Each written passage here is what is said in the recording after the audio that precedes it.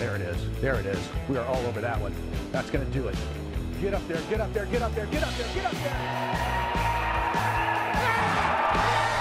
They had commentators on this. Think that you can throw a paper airplane 226 feet? Well, you just saw the new Guinness World Record in that. It broke the old one by nearly 20 feet. The guy who threw it is a former University of California quarterback, so Buddy's got an arm.